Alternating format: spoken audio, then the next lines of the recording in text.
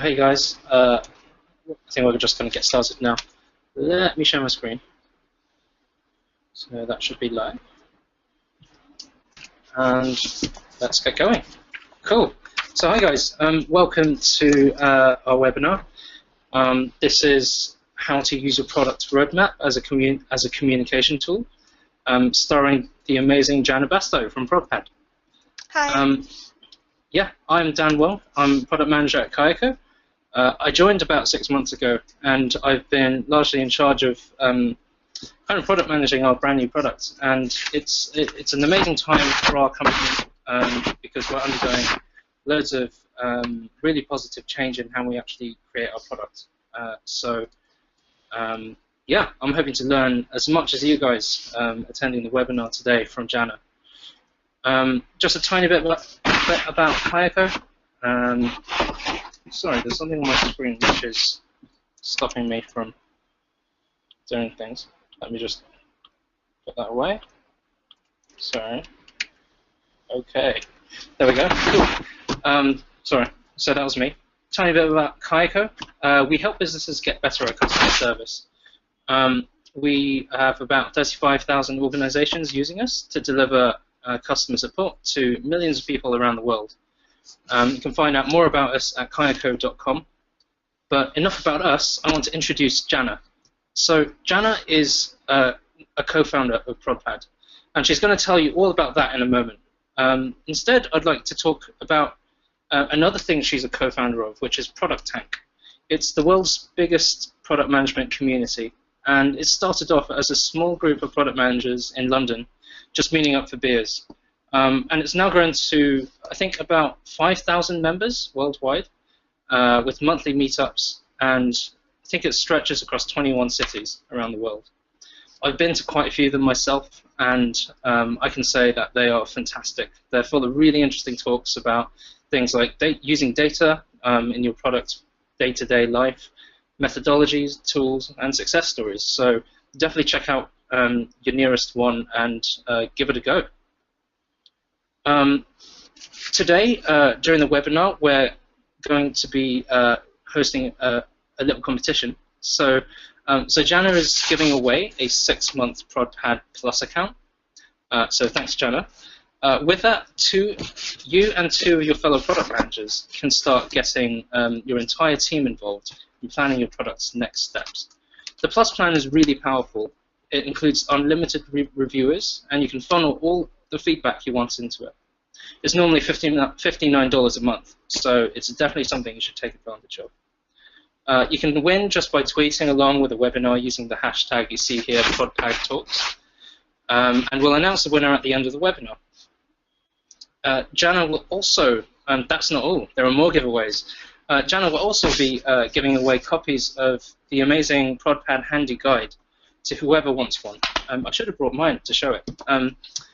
These are really awesome little guides just to have on your desk. They're full of really interesting, just little tips.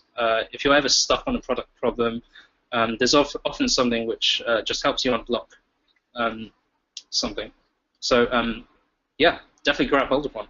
And just tweet using the hashtag again, just letting us know that you'd like one, and they'll send one out to you. So just one final thing before I hand over to Janna. You can ask questions in the GoToWebinar control panel or on Twitter, just using the same hashtag again. So that's enough of me talking. I want to get you guys talking to Janna. So let's switch over to her, if I can find her in this list. 1 second. There we go. Cool. Over to you, Janna. Great, thank you. And thanks so much for the intro, Dan. Really good to get a chance to work with you. And you were talking about Product Tank. It's actually now just past 40 cities in the world, so pretty much one all over the place now. So definitely do get involved, guys. In terms of ProdPad, it's great that we've got this giveaway, but I'll tell you very quickly what it is and what to expect out of it. So it's a tool that allows you to gather feedback from your ideas and from your team, prioritize it to figure out what you want to work on now and what you want to work on in the near term in the future, put that all into a roadmap that you can share, which is part of what we're going to be talking about today, and of course take any of those ideas, flesh them out, and send them on to dev, like whether you're using Trello or Jira or Pivotal Tracker. It connects directly with those tools that you're already using. So it's a great tool. We've got hundreds of product managers around the world using it, and it'd be great to find out who the winner is today, and we'll go from there. In the meantime, let me see if I can share my screen. And there we are. Can we see my screen now? My screen and nothing but the screen. Are we good to go? All right. Cool. So, as Dan introed, I want to talk today about how to use a roadmap as a communication tool. Now, road mapping is a really contentious subject. Oh, there we go. And this is mostly because, the processes behind it and the outcome and the format of the roadmap, it's all still very hotly contested. Unlike something like project management, where you've got this well-developed and documented process, whether you're using Agile or a classic waterfall process, the world of product management is really just still settling in.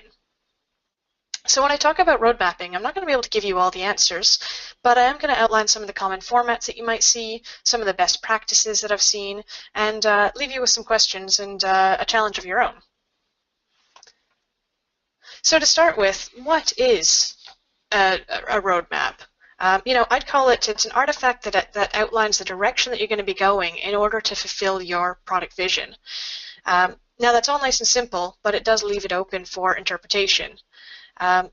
But the most important thing about your roadmap, I'd argue, is that product vision. It's really all about that product vision. If you don't know where it is that you're trying to go, then you're either already there already, or you won't know where it is that you're going to end up. So this is a product vision statement that I usually recommend people use. Now you can riff on this format, but this is a great starting point to outline what it is that you're trying to do with your product.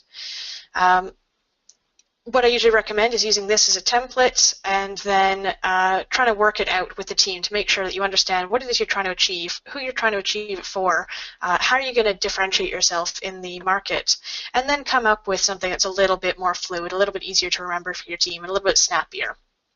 But this is definitely a good one to start with, and it is one of the ones that we include in the handy guide that we'll be sharing after this. Now, if you don't have your product vision nailed down, I recommend stopping right where you are. Stop right there, get buy-in, get vision down on paper, make sure that everybody understands it and is bought into it, understands where it is that they're going. So this is what you should be doing before you even begin looking at your roadmap. Now, roadmaps themselves, one exercise that I love to do with my team is this product tree exercise. I've worked with a bunch of different companies, and it works for big companies and small companies alike. But the idea of it is that you basically take a large version, a printout of a tree, and you label the trunk as your core existing features, and draw some branches on them, some rudimentary branches, and each branch represents a different product area or direction that you could be going. You also have to give space for the roots at the bottom, and this is where you would consider your infrastructure. And so by putting it on the wall, it's a nice visual way to get your team involved. What you can then do is get post-it notes, and if you can find them, find the green leaf-shaped ones. But you get your team to outline what the core existing features are, and put those in the trunk area, and then outline all the different features and things that they want to see, all the requests that are coming out there. Just get people to throw ideas on paper, get a feel for what people want to see. And you want to get different people from your team. You want somebody from sales, you want somebody from support, you want somebody from marketing, you want people from your dev team as well. And they should all be representing different areas of the product that you could go into. And what you're basically doing is having them put the features on the branches and negotiate with each other to make sure that the stuff that is really important to you you're building really close to the trunk itself. The stuff that is more nebulous or hasn't been defined or probably isn't needed as much, you can put into the outer reaches of the branch. And so this is actually a way to start getting your team to roadmap without having to get stuck in the whole thing of what's going to be delivered when and exactly where and what the exact order is. You can actually branch off into multiple directions, but one of the benefits of having the branches is that your top of the tree should also reflect what's going on in the bottom of the tree. So if your salesperson says, you know, we really have to have this important feature, then the developer can step in and say, well, we really have to add this to the infrastructure, you know, database rewrite or something like that. And that way you can actually see how people are understanding how the tree is going to grow outwards towards these different features. Now, this isn't a roadmap in itself. This is a way to get people to understand what should be coming up in the product and how you're reaching out to that vision, but it is a great starting point. Now, as to what the roadmap itself is, it comes in tons of different formats. I've seen roadmaps of just about every sort before. So you've got the Gantt. You've got your up and to the right.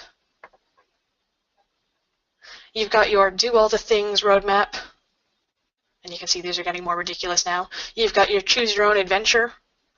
We're not even sure what are happening on these ones. And you've even got the roadside roadmap, the ones that look like roads just for the sake of it. Now, you know, this is one area that you know, I prefer to keep it simple. You don't want to drown out the message with the format and how your roadmap looks, so don't worry so much about that. You know, typically your roadmap's going to include few of the essentials. So, you know, time horizons to outline a broad sense of how time progresses and what you're going to be working on. Scope, just something to give a simple sentence or two about each of the initiatives or problems that you want to solve on your roadmap.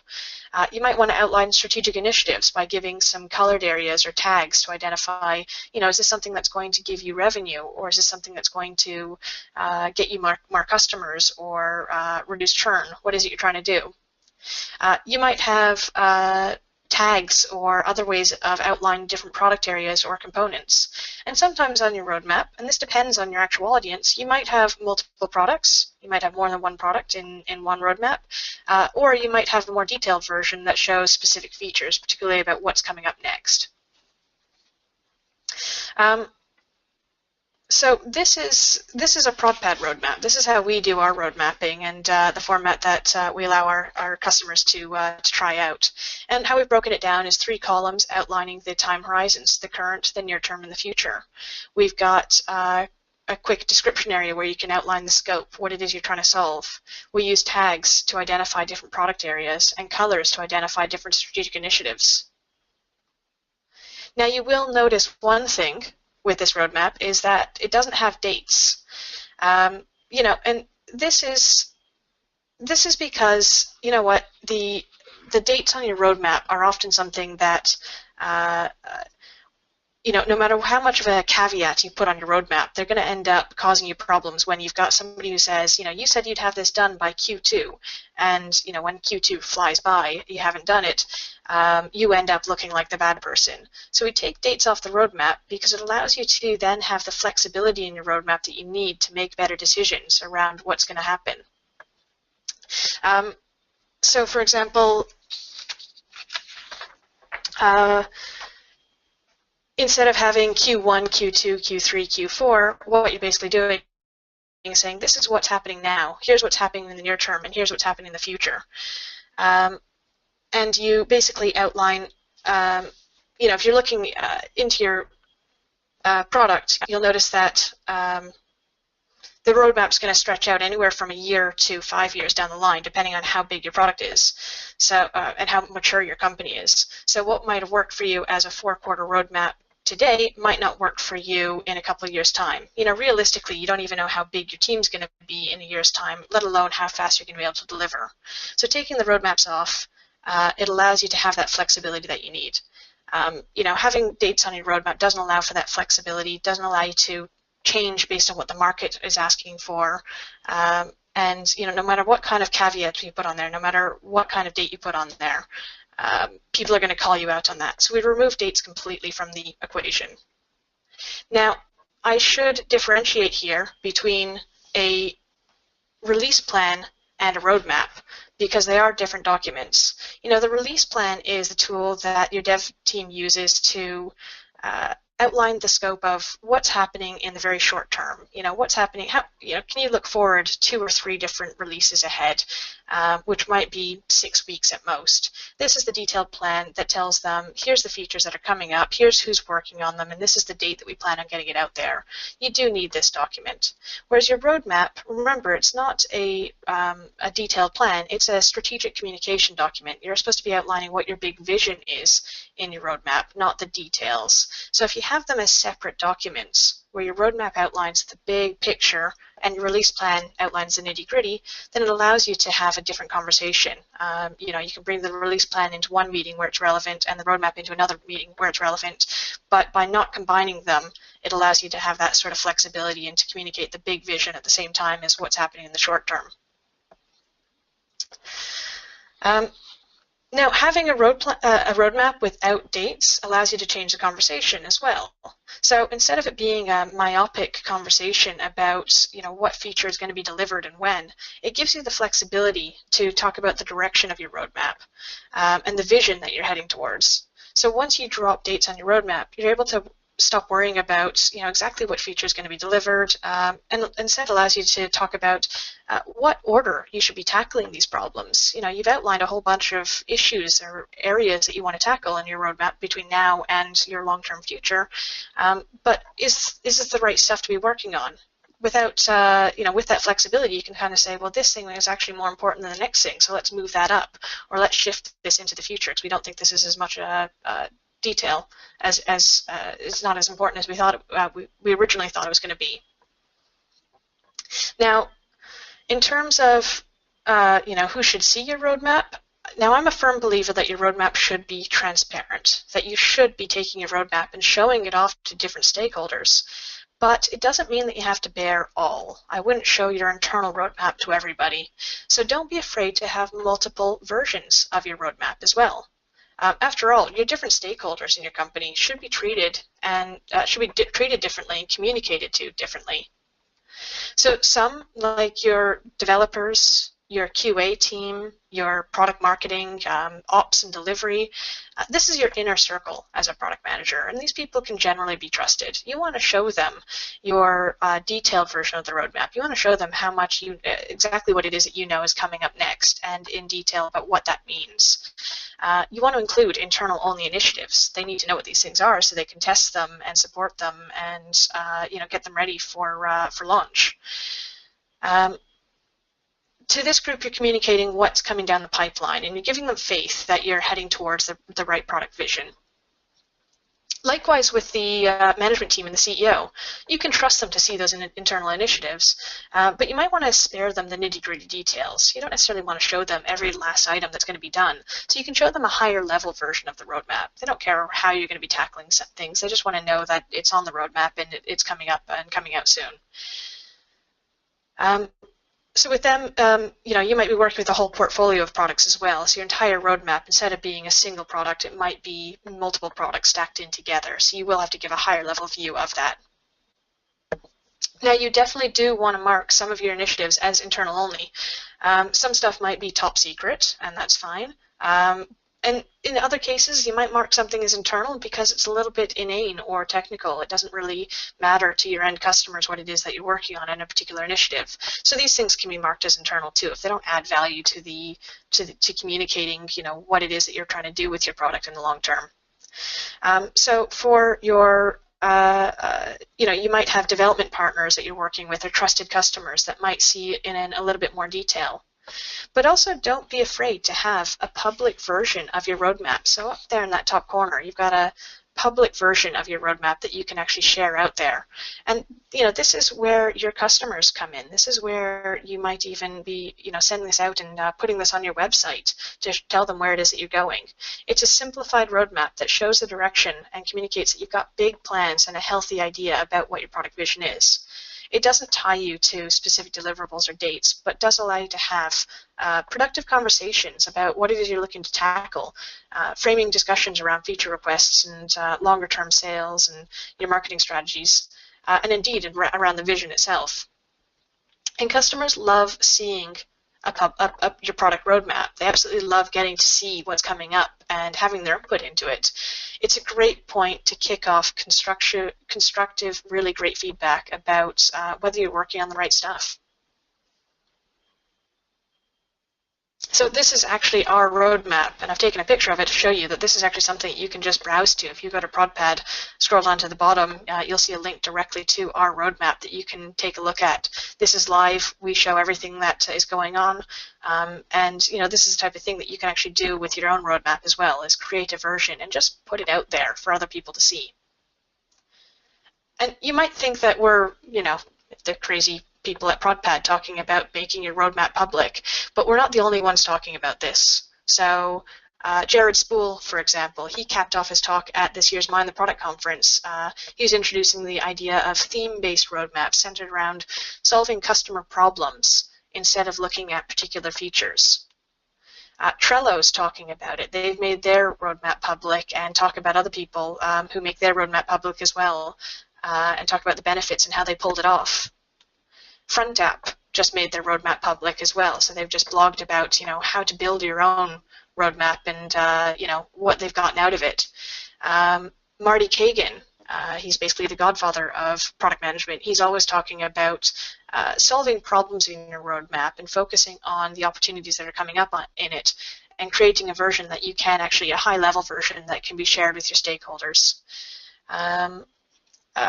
I know Foursquare has also been talking about a simple format of, now, next, and future. They just posted a great Medium article on this. And I was having a conversation with Cielo, who's one of our customers, and they were just talking about, one of the reasons they love the idea of having a public roadmap is that, the risk of not doing so could result in solutions being built on a degree of assumptions rather than features actually being built to solve problems for their customers. This is what people are talking about. Now, of course, this leaves you wide open to the competition, right? But really, is there anything on your public-facing roadmap that they wouldn't be able to find out from reading your blog or, picking up the phone or heading in to see your sales team to ask them about what's coming up? Unless you're Apple and you rely on massive buzz around mysterious product launches, having your roadmap public is going to do you more good than harm. Your competition is probably too busy building out their own product to bother copying yours. So I recommend getting yours out there and showing off how you're gonna reach that product vision of yours. So I'm gonna leave you with a few things. Number one, don't get hung up on the roadmap on the format of your roadmap. It doesn't have to look like other people's roadmaps, and it doesn't even have to look like last month's roadmap. This is a communication document that you should be iterating on and finding the best way to communicate to your team. It is just a communication document above all. It's there to align people and not to win design awards. Don't go anywhere if you don't have a product vision. That's the second thing. If you don't have that vision, if you don't have buy-in for that vision, then there's no point in moving forward with anything. And finally, I'm going to leave you with a challenge. I challenge you guys to get your roadmap out there and to create a version that you can share with your team. Create a high-level version. Start with just a few initiatives and start putting it out there in front of your customers. This is my challenge to you guys.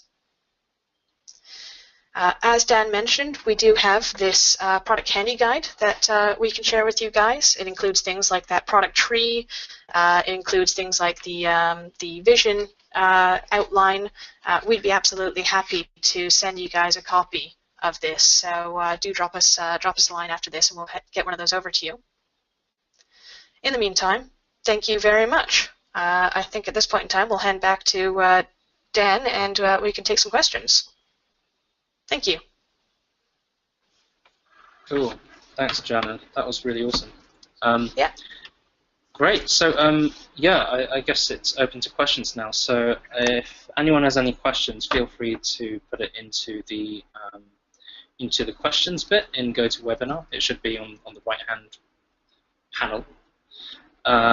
We already have a few questions, so I guess let's get involved. Let's get started. I've got one at the top here, and I mean, given that you just talked about it, I guess this is quite relevant. So, you talk about not needing to worry too much about competitors, Janna. Yeah. When you have a public roadmap.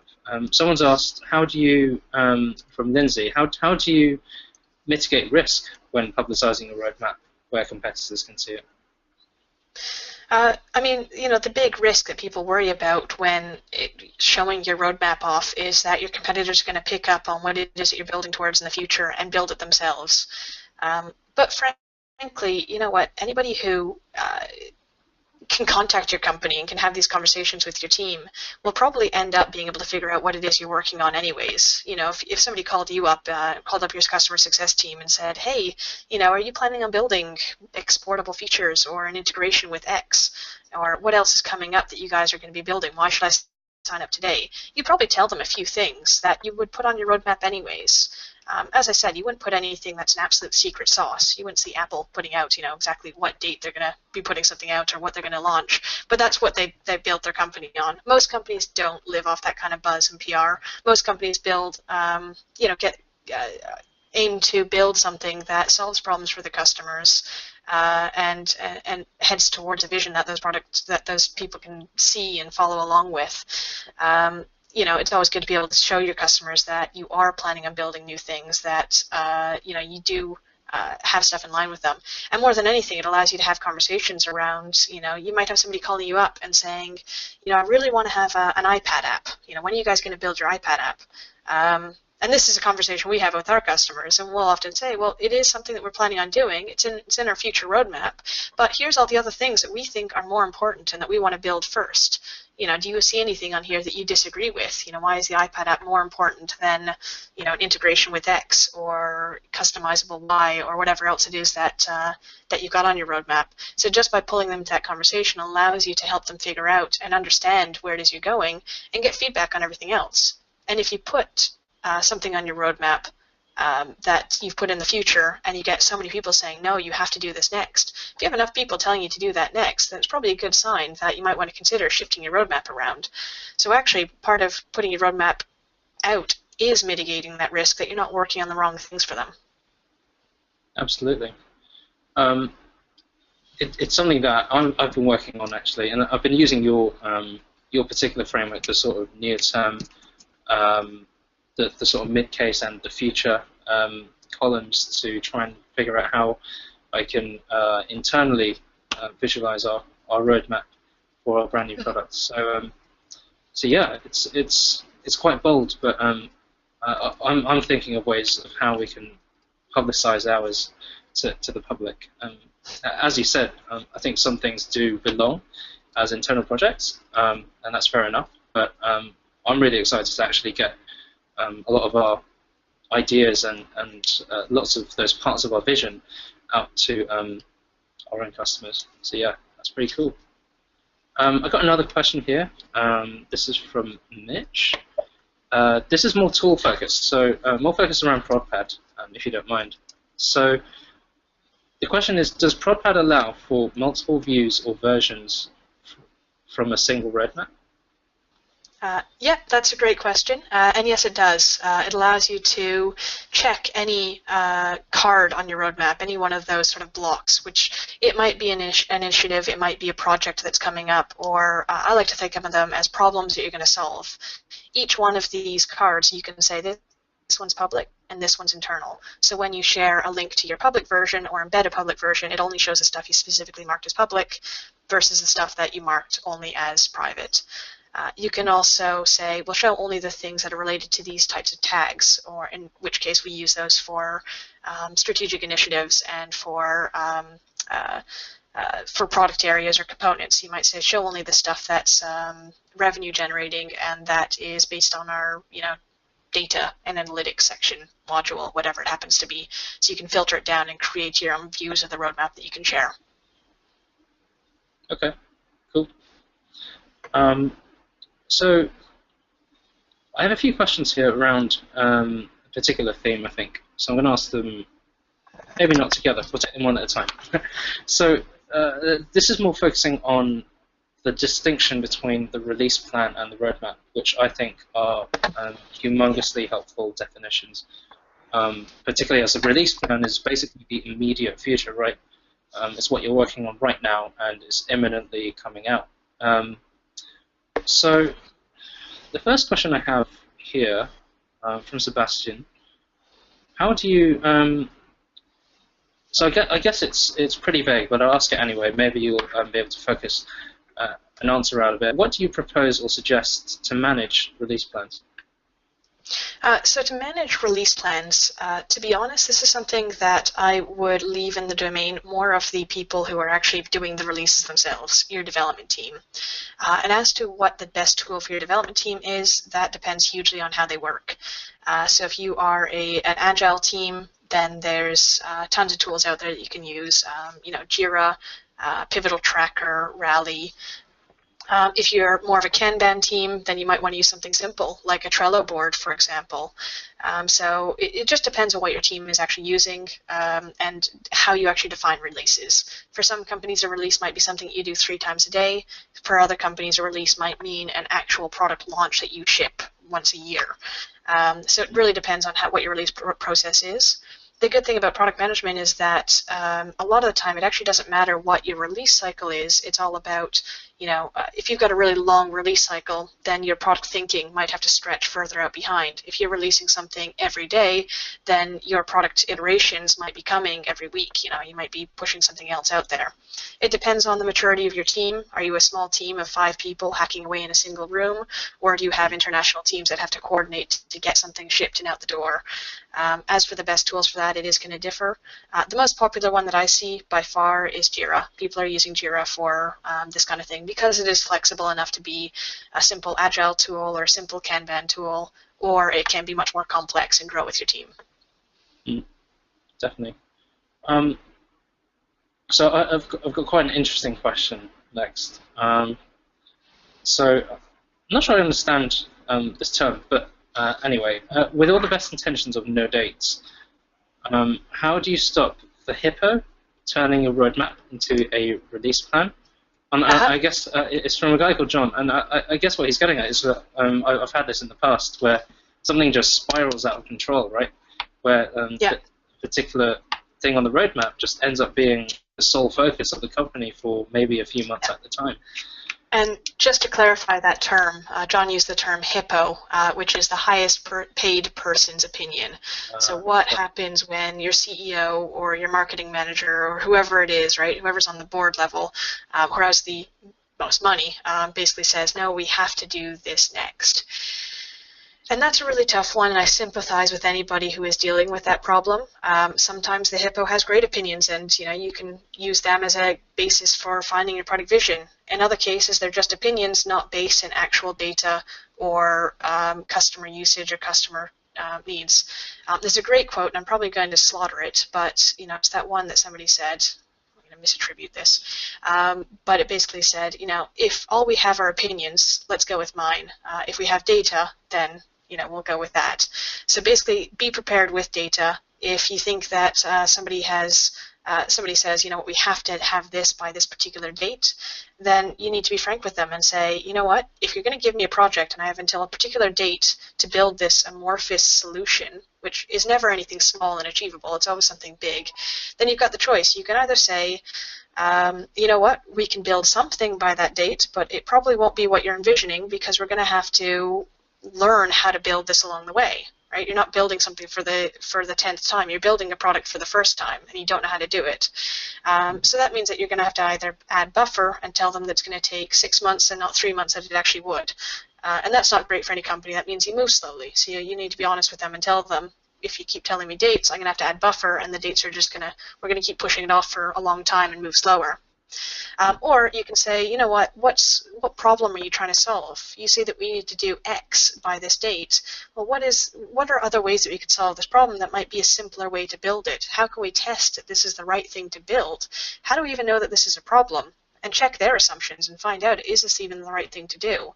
And I mean, I could go for hours on this about different ways to test assumptions and to create minimum viable products or minimum viable features to check if something's the right direction to go into. But this is your arsenal of tools and methodology and tactics that you can use to help figure out if you're heading in the right direction.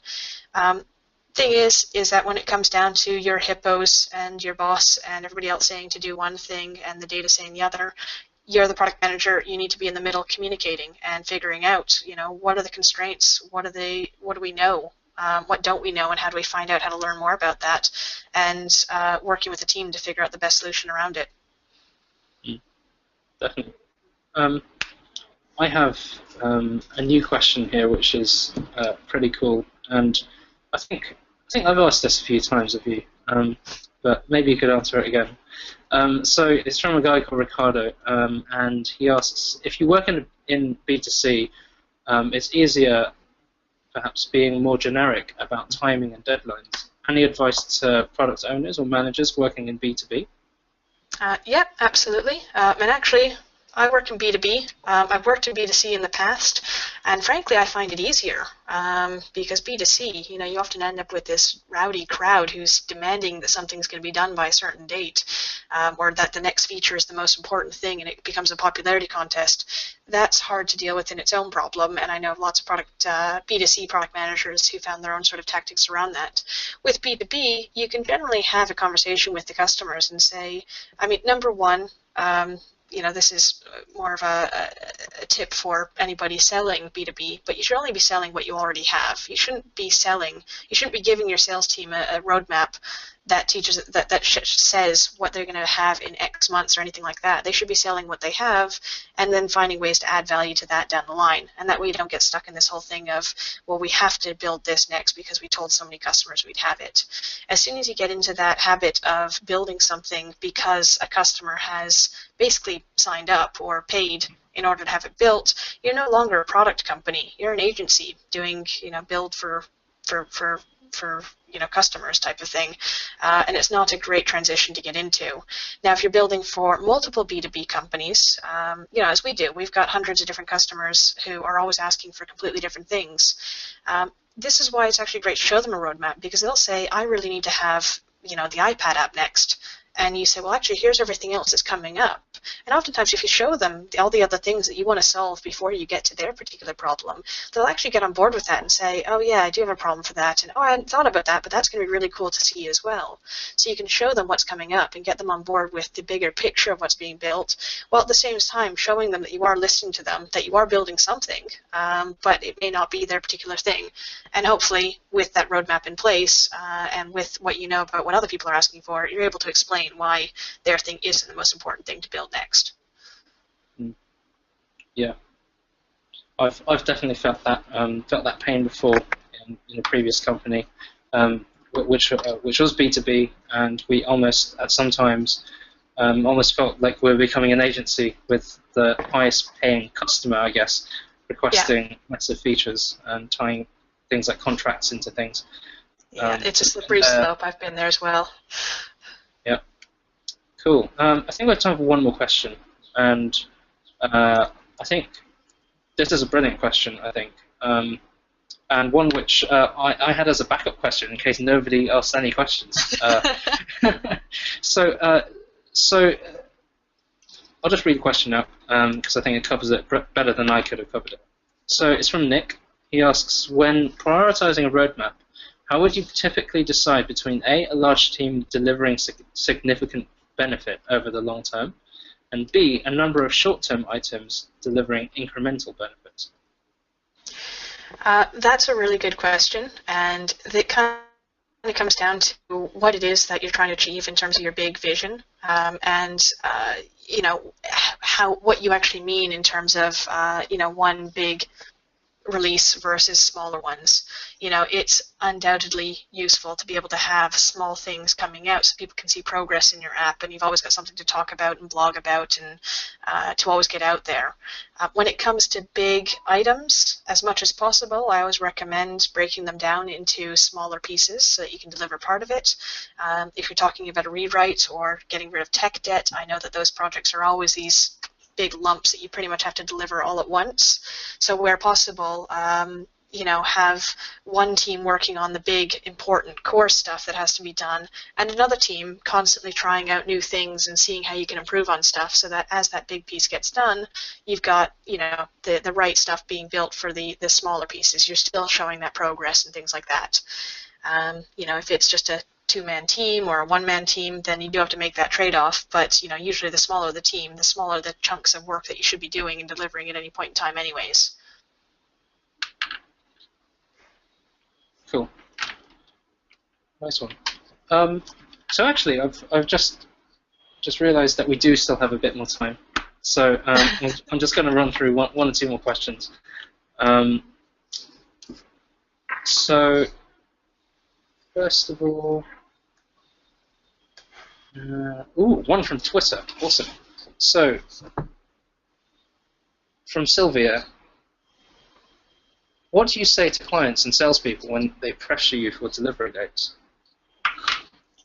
What do you say to salespeople when they pressure you for delivery dates? Yep. Number one, push back and get them to sell what they have as much as possible. Salespeople should be able to show value for what it is that you have and figure out a way around that, as opposed to saying it's only good enough if we do this. That whole thing where customer says, I'll buy if you do this one feature, is almost never true. So don't fall for that whole thing of we have to build this one thing because this customer's asking for it and they're going to pay us big for it. If that is the case and that's how your company's set up, then it's not you're not building a product per se, you're building a project for a particular user. So it's actually worth pointing out to them that building for one particular thing, one particular client, or building to order can really, really hurt the company's chances of building something that's actually universally useful and better for the longer term. If you do have salespeople badgering you for dates, there's a couple things you can do. It's similar to when the hippos are badgering you for dates. You can either add buffer, but you have to be straight with them and be like, look, we're either going to have to make up a date but give you something much further in the future, or we're going to have to focus on something else. Give them a roadmap. One thing that I found is useful is showing them the roadmap of all the other things that are coming up and saying, this is the stuff that we're heading towards. Don't sell it based on this, but you can now see that we're not just talking about the next two features, we're talking about this big vision, all the stuff that we're going to be in the future as well. Get them involved in the conversation and help them understand how something is actually going to be done. By being transparent, it can actually get them to get their feedback in, help you actually make the right decisions. One thing I used to do with, I've worked with sales teams that are always badgering for dates before. One thing I always used to do was, take a couple Post-its and say, you said that you want to do, this thing next. That's great, but, what about this thing? Do you want me to move this down, or is this more important? Or, get them to visualize what the different orders are. Because oftentimes you'll have somebody saying, I want that thing next. But actually, you just asked for this one yesterday, so maybe I should shuffle this down. Be using things like that product tree I told you about. By using things like a roadmap that's flexible so you can move stuff around, they can see the impact of every time they ask for something new. You can't just shove things off to the side, otherwise the stuff they asked for 3 weeks ago is getting shoved further and further away. They should be part of that conversation and helping you figure out what to build next based on the feedback. But they do have to understand that if you're going to build the best product, if you're going to build the best version for your customers, at the end, the most sellable version, then they need to understand that dates are not something that you're going to be able to stick to, particularly for the long term. What you should be able to show them is the release plan. The release plan shows them what's coming up in the next 2 to 3 releases. So that's 4 to 6 weeks from now. And really, it's a short-term thing with sales anyways. They shouldn't be selling anything that's coming out in 6 months' time. They should be selling stuff at most that's already out or is coming out in like a week's time, in 2 weeks' time. They should know, just as much as marketing needs to know what they need to blog about next, for example. The sales team needs to know and be prepared to sell this stuff. The support team needs to be able to be prepared to support this stuff. But they shouldn't have this long-term date list of what's going to be done. Definitely. I found from a previous company I was at that building empathy with, not even building empathy with, getting other departments to build empathy with your actual users and your target market is often a great tactic because, it helps get them more involved and gets them wanting to get involved with those road mapping exercises and actually understanding why things are the way they are. That's pretty cool. So we have actually run out of time now. unfortunately. So sorry to those people that have asked questions, but we've not been able to get to you. Perhaps you can ask them on Twitter or on blog post or email or something. Before we finish, though, I want to announce the winner of the competition of the ProdPad Plus account, and it goes to Mike Chandler. So congratulations, Mike. We'll be in touch. Congrats, Mike. Yeah. And thanks for taking part. Yeah, thank you, Mike, and thank you everyone else who's taken part, who's attended today. Thank you especially to Janna. That has been, you've shared some really amazing things today, and I know that I'm going to benefit greatly from this. You've definitely reminded me of a few product management kind of bare bricks, I guess, and kind of I think it's going to kick me up the butt in terms of what I do over the next few weeks. So thank you very much. All right, thank you very much, Den. Thanks so much for everyone for coming. Do get in touch. Drop us a line on the hashtag or anything like that if you want to get one of these handy guides from us. And look forward to hearing any of your other questions that we didn't manage to get to. We'll talk to you guys soon. All right. Cheers, guys. Thank you. Bye.